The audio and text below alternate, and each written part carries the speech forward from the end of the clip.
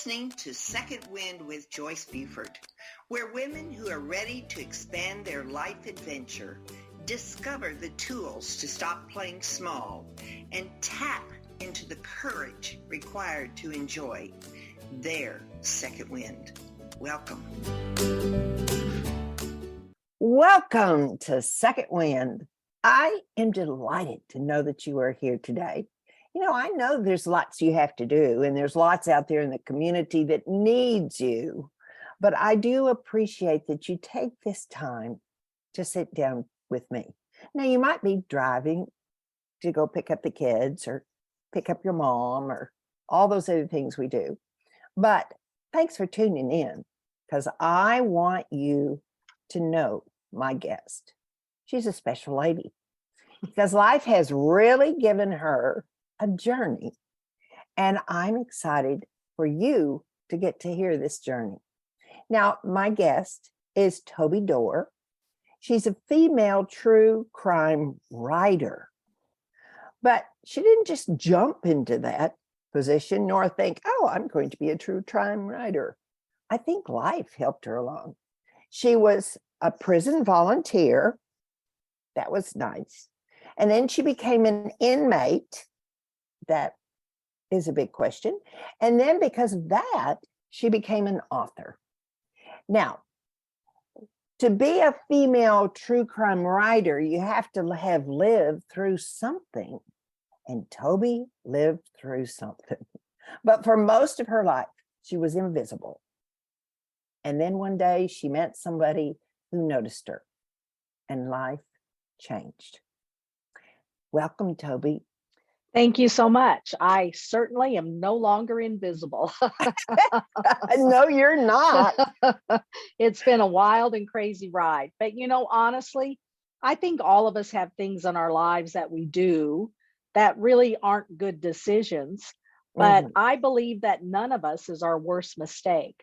You know, we need to look at everyone's life in totality and see all of their moments in life and judge them all together and not just, you know, condemn them for the one really stupid thing that they did, Right. such as me, which I helped someone escape from prison, which is not a good idea, but it definitely catapulted me into a different direction in my life, and honestly, a direction I needed to go because I needed to figure out who I was and heal my life, which is exactly what I did while I was in prison. Well, the person that finally found you, your visibility, gave back your visibility, was the inmate that you helped release. That I helped escape from prison. That's correct. I can't even say it. It just didn't go over my mouth. Yes, I helped him escape from prison. I thought it was a great idea, which, you know, kind of goes to the state of mind I was in at the time, which wasn't very sensible. Yeah. But we weren't on the run for 12 days and we got caught in a high-speed car chase and a crash into a tree at 100 miles an hour on a Tennessee. Oh my gosh, you should be dead. I should be dead. And I wanted to be dead. You know, I prayed that God would just let me die in this wreck because I knew we could see we were going to hit the tree. And then I wouldn't have to deal with any of this stuff. But evidently, he wanted me to have to deal with it and learn something from it and be able to share it with other people. So that's what I've done. Yeah. That reminds me of Bonnie and Clyde. It kind of was Bonnie and Clyde, Thelma and Louise we've been compared to, you know, but yeah, that definitely catches the flavor. Yeah. So you became the prison volunteer. And that's even that is unique though, Toby. It is. And I loved it. You know, I started a prison dog program and I took dogs into the prison and the inmates trained them. And then I took the dogs out for adoption. And so people were adopting dogs that were house trained and obedience trained and probably even knew a few tricks.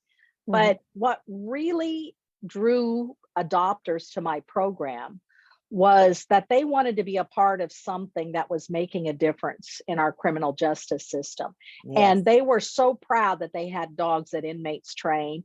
And the inmates, I even for each dog we adopted, I provided the adopter with a report handwritten by that inmate that talked about the dog, their favorite things, what they loved most about this dog, so that these inmates really felt like they had done something to change the world too.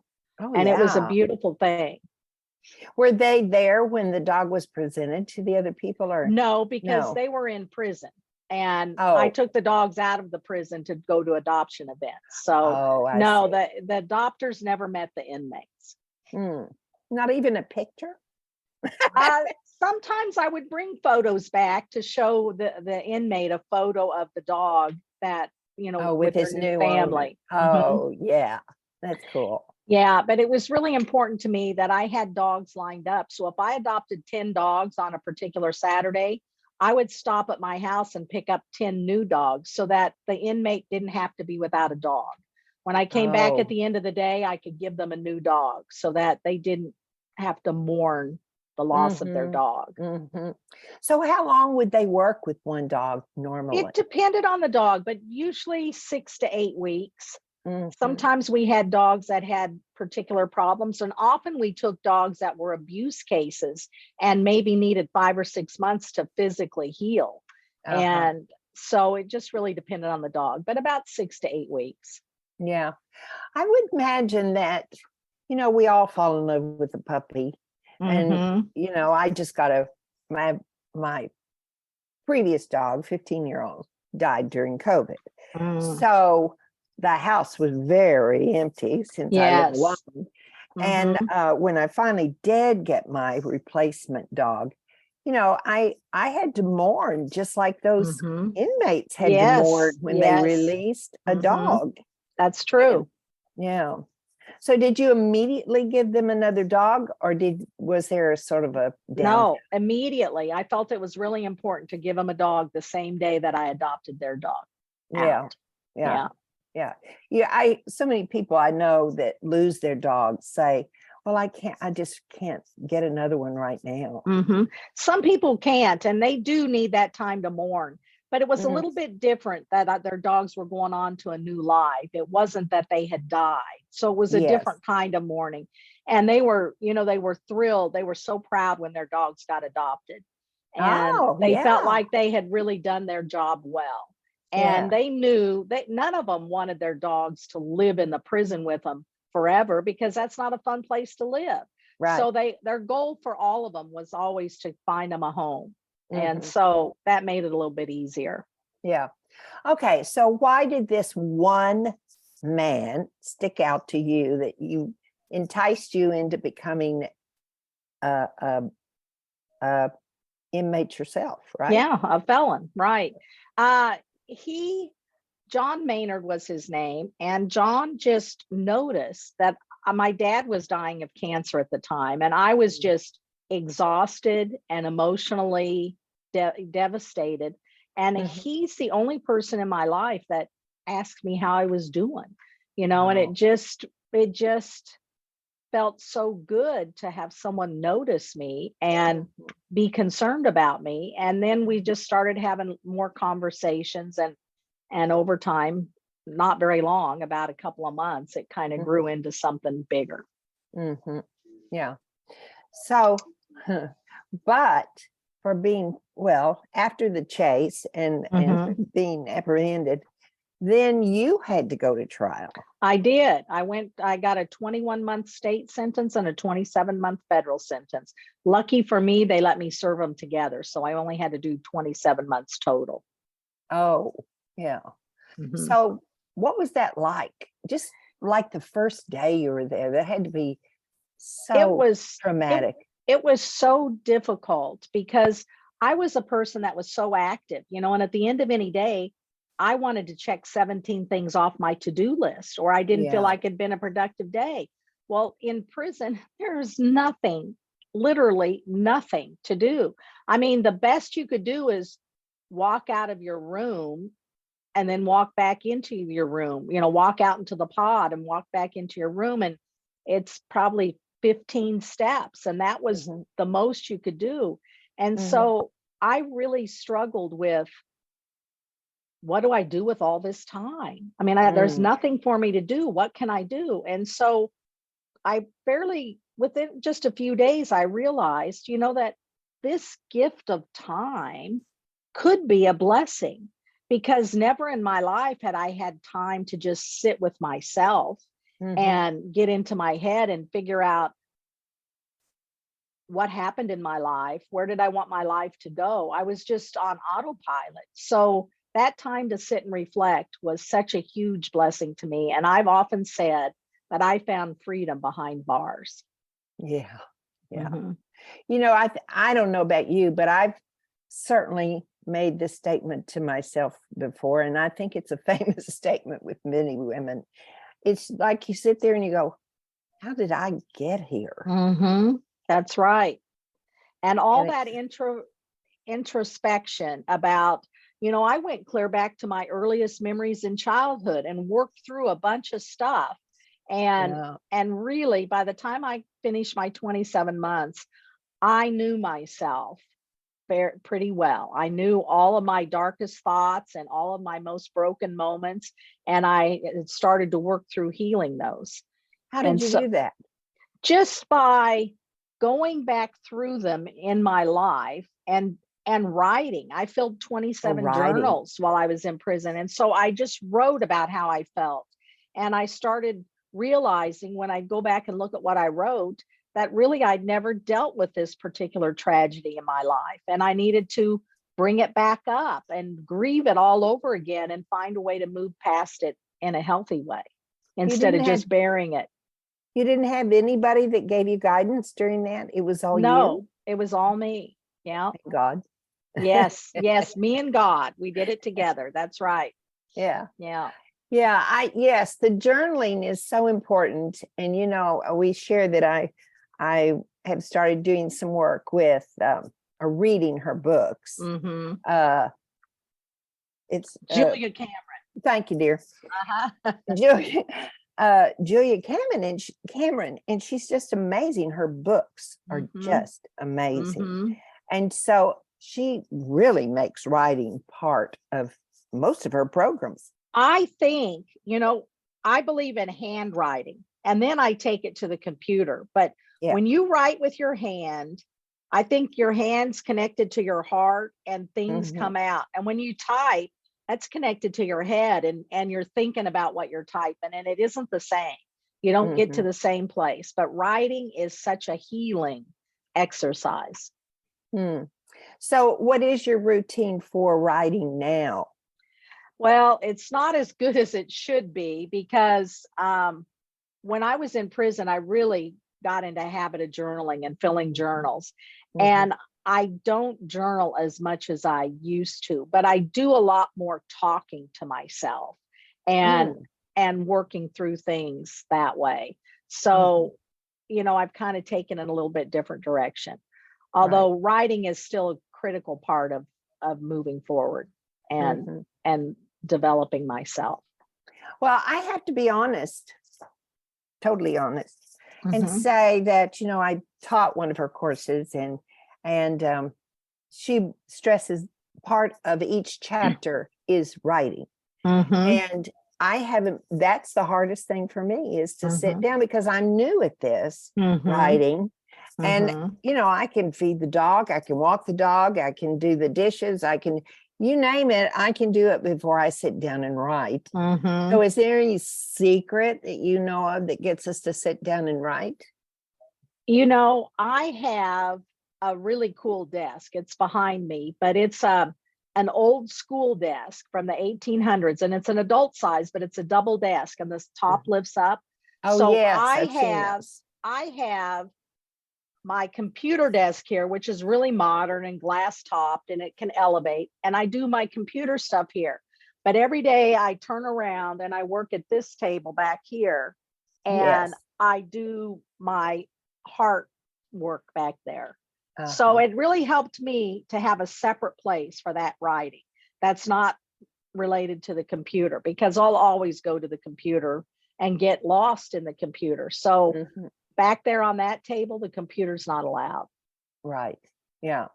You've got a nice window there. Does that help you reflect?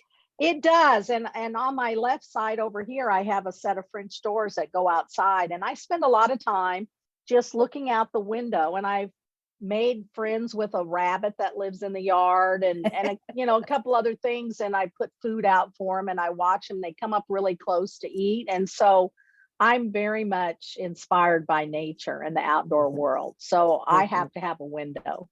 Yeah. I have one more prison question and then I'll move on because you're far more than your prison experience. Yes.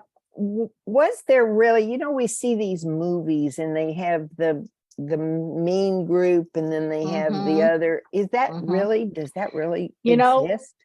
That really happens, but more so in the men's prison. I mean, I was inside the men's prison for 18 months as a volunteer, and I was in there for 8 or 10 hours a day, every day of the week. I saw that in the men's prison, but the women's prison is different. I didn't really see that. There were a couple of fights in the women's prison, but they were just like spats, they weren't this big drama like I think you get in the men's prison. And in the women's prison, actually, I found some of the closest friendships there that I've ever had in my life with other inmates. Yeah, nice. Well, I've managed places where the women, we had women in the front and then we had women in the back. Sometimes it's very difficult to manage those situations because jealousy is part of that's true. Women and men, far more women than men. Yes. And it sometimes creeps its ugly head and we have to wash the dishes, wash the air, and then we're back on. Yes, go. yes. So tell me about you now. What are you doing now? So I published a memoir last June about and it really starts from the day of our arrest. It actually starts with that car chase and that crash into the tree. That's the beginning of my book, because that's really where my story begins, I think. So my memoir is called Living with Conviction, and it's about the journey I took doing just this, working through all these things and realizing that, I need to move forward in a different direction. And it ends when I decided that it was time for me to tell my story. So that's the journey in my memoir. And then this fall, I published a little poetry version called You Are Not Your Worst Mistake, Poems from Prison. I love that. Yeah, there's 70 poems in here that came from my journals that I kept while I was in prison. And so I published the poetry book. And then I've also got 3 workbooks that I created for women to help them through the same thing that I did, because I realized, I was able to work through and reevaluate my life and move forward, but I had some college degrees and I had some management experience, and not everyone in prison, not every woman in prison has the tools or the knowledge of what the tools even are to be able to do that. So I created a series of workbooks called the Unleash series. And there's 3 workbooks, and they actually take women through that same journey I went on. And they're 12-week programs, each one of them. And wonderful. So I've got those published too, and all 5 of those are available on Amazon. Oh, okay. So also for getting your book, it all goes through Amazon? Yes, you can buy all of them on Amazon. The poetry book, the memoir, or any of the workbooks. They're all out there on Amazon. Had you done any poetry before, or did it sort of grow up? I have always loved poetry because I feel like the words are so much more important in poetry than they are in just traditional writing. And I think that the real beauty in poetry are the things that you left unsaid, that the reader reads between the lines. But I found when I was in prison that poetry was the best way to capture the way I was feeling at the moment, because I didn't have to fill it with words. I could just fill it with emotions and scattered thoughts. And I think it helped get things out of me better than long form writing was. Right. Well, that's wonderful. You've been a busy girl. I have been. But you also have a YouTube channel, right? Yes, I have a YouTube channel. We haven't put anything on it yet, but I've started a podcast called Fierce Conversations with Toby, where we talk about the hard things. And I'll have a YouTube channel with the video recordings of the guests I interview, and then the audio portions will be released as podcasts. Okay. Those will be coming out in the middle of March. So we'll have. So your kickoff day is March? It's probably going to be mid-March, the week of the 15th of March. Yes. That'll just be here in a minute. It won't be long at all. Yeah. Yeah. So, and I have a knee replacement surgery coming up, and I told my doctor I can't schedule it till March because I got way too much work to do in February. So hopefully I get all my work done, and then I can let things just go for a couple of weeks while I recover. Right. Yeah. Now, are you doing coaching, individual coaching or class coaching? Or I'm definitely doing class coaching. I went to Kansas City in November, and I did a 2-day seminar for women called Slaying Your Shame Dragon. And that was such an excellent experience. And then I'm doing a class right now locally, a 4-week class for a group of women called Mercy Sisters. And we're just, working through ways that we can contribute to the community in that program. And then I have a couple of digital sessions that are scheduled for February and next May. I have 3 sessions scheduled with different groups of women, to 3 or 4 hour sessions to go through and walk them through some of the work I've been doing so that they can put that into their lives too. Oh, is there any way you can do something with all the hard questions that you mentioned that's doing this? Is a course or podcast that you're doing? The podcast is Fierce Conversations with Toby. Yeah. So that podcast will be out there. And I have a dream of publishing a book about some of these difficult things that working with other people to tell their stories. So we'll see where that goes. Well, then are you doing just what I would call true crime writing, just the story? No, honestly, the female true crime writer is something that we put on the website because it ranked high for search engine optimization. But this is a true crime, a female true crime. So we just used it for this book, but I probably am not looking at creating a career of writing true crime novels, although I may write about actual crimes because I'm really into the actual true story. So I could see myself going in that direction. Do you have a love for sitting and watching TV with true crime? I do like to watch a lot of true crime stories. And when I watch them, what I'm really looking for is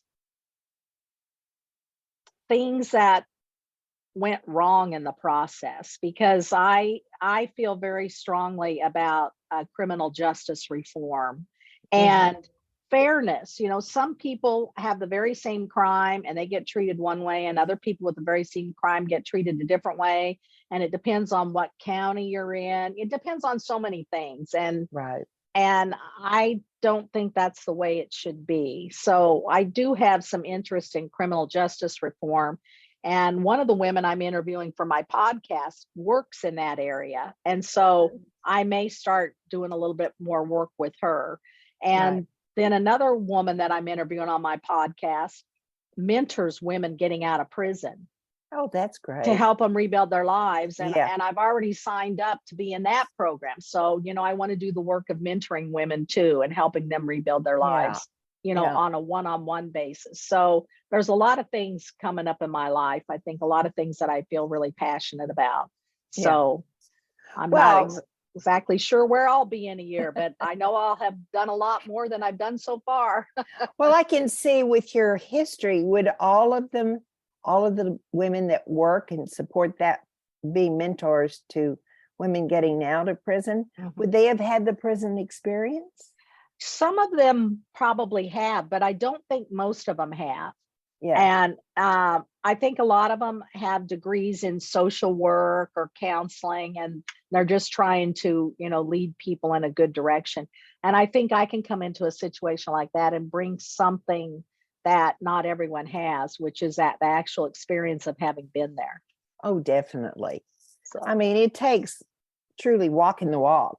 It does. It really does. It's the unexpected. It's that very sentence I said, how'd I get here? Everybody has to do that first night. How in the world did I get here? Yes, that's true. That's true. And you would never think of that statement unless you were in a situation like that. I didn't think it. I thought there's no way I'd go to jail, Oh, it's just stupid, really stupid. But people do think that when they're committing a crime.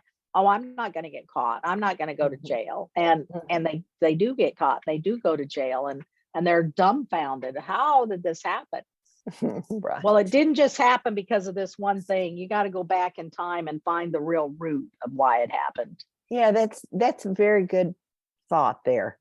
It wasn't, your crime wasn't the day you did the deed. That's right. Crime was many years before created or begun.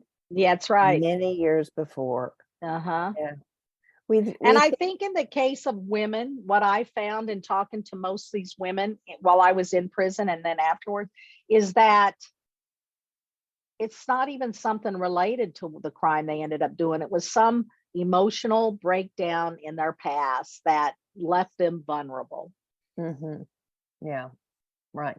And you got to go back and heal that thing. You can't just, say, well, I'll never do that crime again. But you've got to heal that thing that made it seem like a good idea to begin with. Right. I'm going to make a very bold statement. I think no one grows without having this pain. Oh, I so agree. Self, whatever, hatred or the shame you mentioned. We have shame about so many things. Yes. And it's just, we think about that and we think, well, it just happened. But it didn't. It started so long ago. It started so long ago. That's exactly right. And you got to go back and get to the root of that in order to really heal yourself and be happy. Well, now there's a lot that I could keep asking you about. And I'm so lucky because I could get to you in a minute. I'd say, Toby, yes, I have this question. But you know that I am indeed a Julia Cameron fan, and I am doing a book called It's Never Too Late to Begin Again.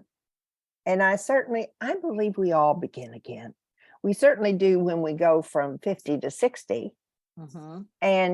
Or we change a job, or we change career paths, or we get a divorce or lose our spouse. We all have those new beginnings, and they're great opportunities. That's great true. Opportunities. That's true. Yes. Just like your prison was a great opportunity, and you did something. Yes, I feel like it's in those darkest valleys that we learn, and we have the opportunity to grow. And really, they're blessings.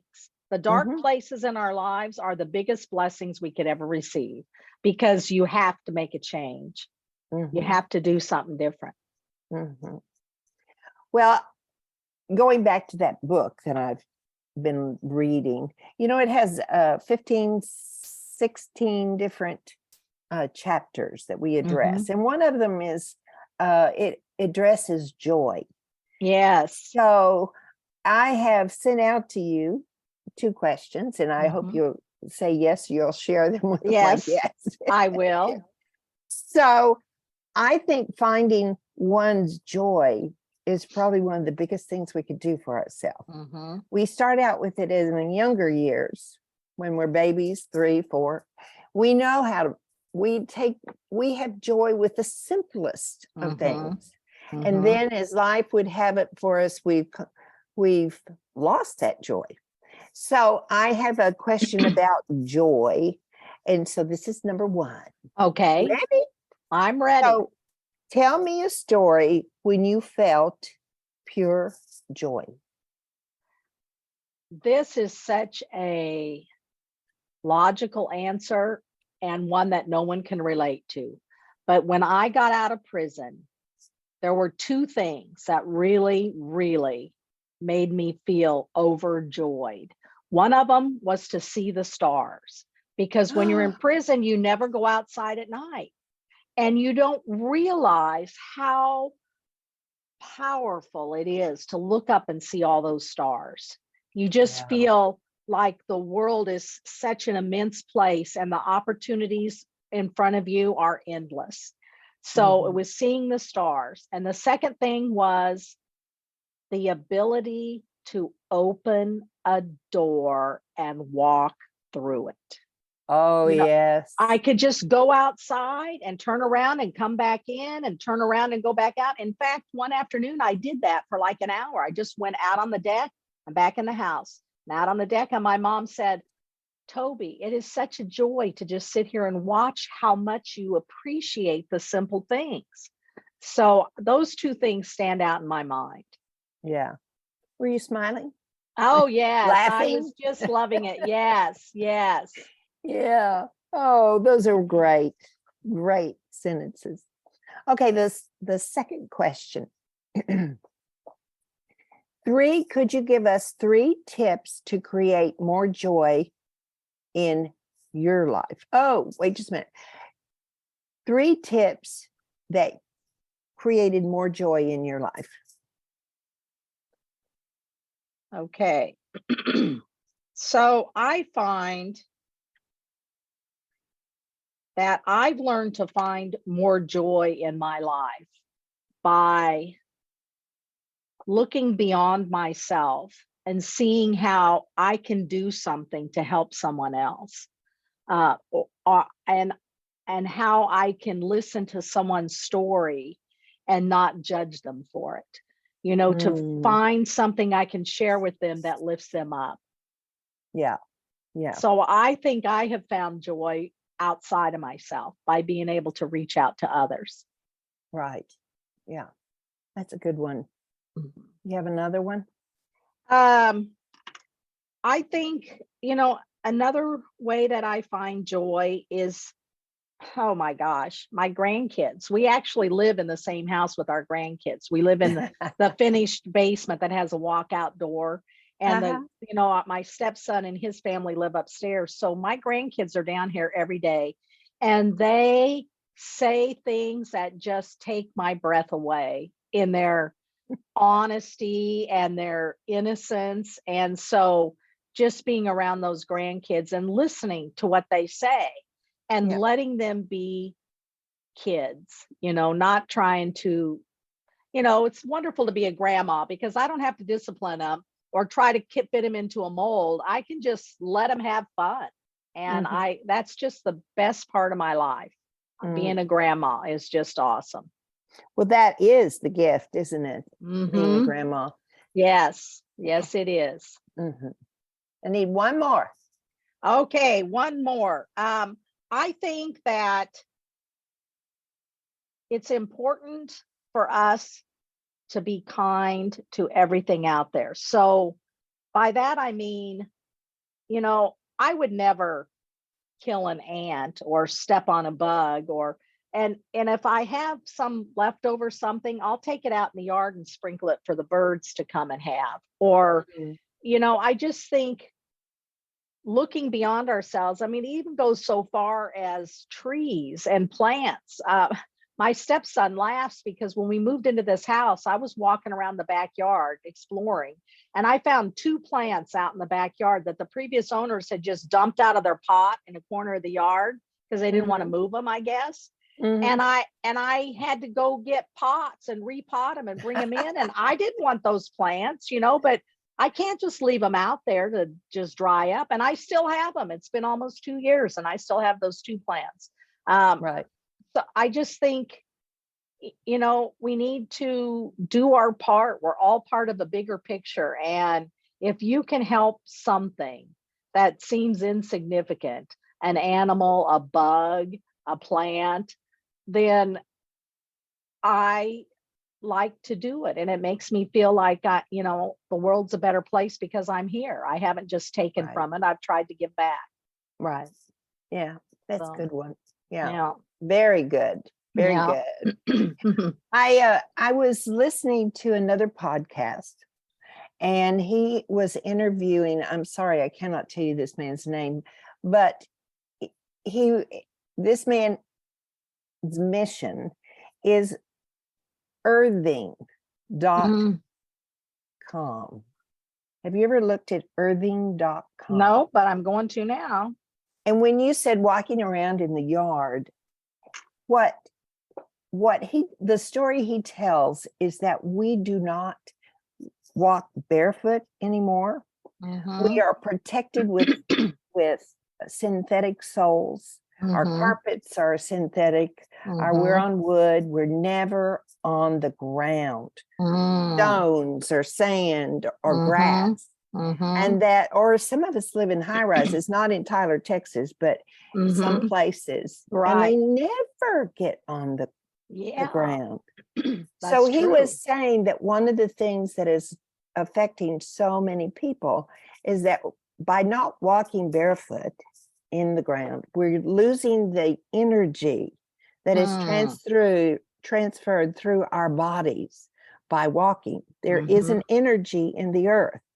And so when we don't take the opportunities to spend time walking barefoot on those surfaces, then we are depleting our energy. That's an interesting concept. I'm going to think about that. I think I can see some value in that, actually.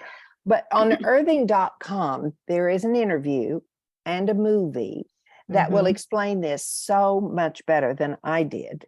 And it's much more complete and thorough. So I really do encourage listeners, please. It's called Earthing, EARTHING.com. And it's a great site to go to. I've only within the last 2 months been introduced to this. And it's they do make something so that you can do pads and put your feet on it and get the energy that way. And then they also do have sandals that you can wear that has an energy strip in it. And I do all those. That's interesting. I can remember one of my favorite things to do when I was a kid, and I'm thinking, I was 13 or so at the time. I used to love to go out into this hill by our house and lay on the hill with my dog and look at the clouds, and it just felt, it just felt so awesome to just be in that bigness. So I could see the value in that. Yeah. Well, we have come to the end of our hour. And I love talking to you, Toby. You're thank you. Interesting woman, and you just never stop. You have so much good going on in you. Thank you so much. I appreciate that. Yeah, I've enjoyed it too. Yeah. So as you know, I'm going to speak to my listeners, as I always like to share my assignments, and then we can talk some more. Okay. So just hold on. All right. So dear listeners, I know that you've enjoyed Toby today, because without any shame, she shared with you an experience of a decision that maybe she wouldn't do today. But at that time, that was the journey she took. And, we all make those mistakes, maybe not to the extreme she did, but we all make mistakes. It's part of being human. And so you go back, and I so admire that Toby did the work through her writing, because writing is a key to help you get it out of your body onto the paper, and then you can start thinking about it. You can go for other help, or you can, as Toby, she did it all by herself, and I am just so amazed and thankful that she shared that story with us today. So my assignment for you is maybe go to earthing.com and watch the video there. That's something new. It's new for me. I'd never heard of this before, but it's very interesting. But Toby has also shared with us many good ideas today. So, there's that friend out there that's struggling, and she won't listen to anybody but you. And you have a great opportunity. You could call her up, take her out to dinner, do something nice for her, or just simply take her a flower. Wouldn't that be special? And you know what? She would get the reward, and you would get a blessing as well. So thank you for being here today. always great to know that you're out there listening. And I look forward to next week. So thank you very much. And I'll look forward to next week. Goodbye. Joyce Buford returns next week at the same time for another edition of Second Wind. Through the Joyce Buford Empowerment System, women are receiving the support they need through their transitions and are able to reclaim their true purpose with confidence. They receive the tools they need to map out new lives.